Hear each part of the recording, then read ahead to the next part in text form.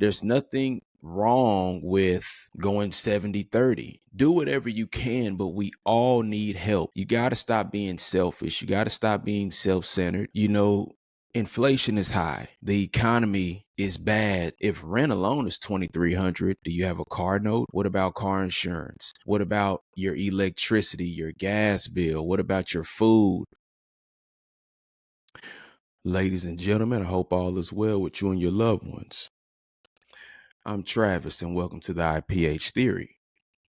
Also, I am one half of the Cultural Discussions.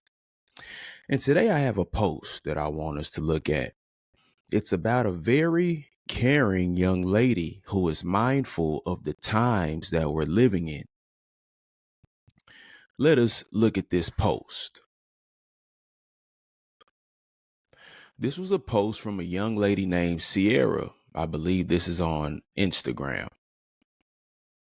Her post reads, "Rent alone is $2,300 and y'all still screaming it's a man's job to provide. Girl, shut the F up and help that man with your selfish ass." Wow. She has a great point. Inflation is high. The economy is bad to some people because I know they have rich, they have poor out here. And we also have a struggling middle class at the moment. But for the most part, I know the economy is based off of the individual. If you're a billionaire, it doesn't matter how much gas is, how much groceries is, you're going to be able to afford it. Or if you're just a high millionaire, a high earner, period. But for the most part, the average 50 to 60%, hey, 2,300 on rent, that is a lot depending on where you live. And you got some, not all, but you have some young women that will say they don't want to put in on anything around the house. They don't want to help the man with anything, which is very selfish, like Miss Sierra mentioned in her post. If rent alone is 2,300, do you have a car note? What about car insurance? What about your electricity, your gas bill? What about your food? What about your cell phone, your internet? What about, your travel, your self-care? You got a gym membership. You have different subscriptions, and I know subscriptions, you can cancel those out if times are hard, but for the most part, there's nothing wrong with going 50-50 if that's you and your special loved one's financial breakdown. There's nothing wrong with going 70-30. Do whatever you can, but we all need help. In these days and times, you can't expect somebody to pay all the bills unless that is the agreement that you all have.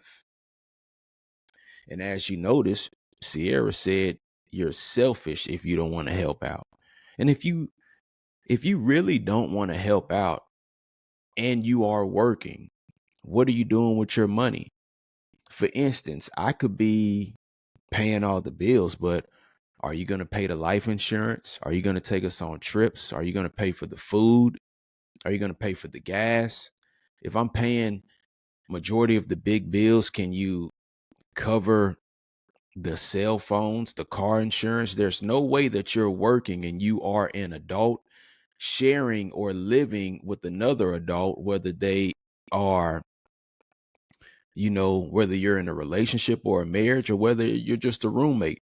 There's no way that we are both adults working in these days and time and you don't want to put in on anything. Now, Sierra's post sounds like it's based off of a relationship, a man paying everything, but whatever young woman that he's with or whatever lady that he's with doesn't want to put in on anything. And I know a lot of women don't feel like this. There are a lot of beautiful, smart, caring, and aware women that know, hey, I'm going to help my man out. And there's absolutely nothing wrong with helping out your man. You got to stop being selfish. You got to stop being self-centered. And there's a level of arrogance that comes along with that. You must help out on bills. Otherwise, hey, he might as well be by himself. And it's crazy because you'll catch some women, they'll go, well, if I have to put in on bills, I might as well have a roommate. Like, that's so idiotic. It's called adulting. It's called growth. It's called maturity. It's called expenses. And check it out, baby. The more money that you help me save, the more money that I can put towards our home.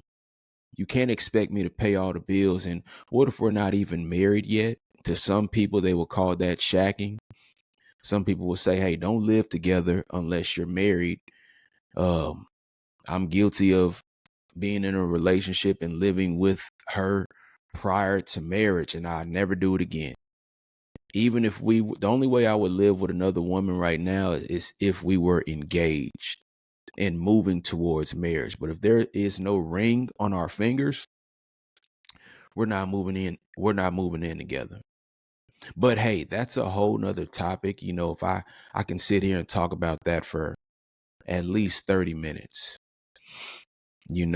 and before I even bring that topic to the internet, I want to list out all the key factors and all my points.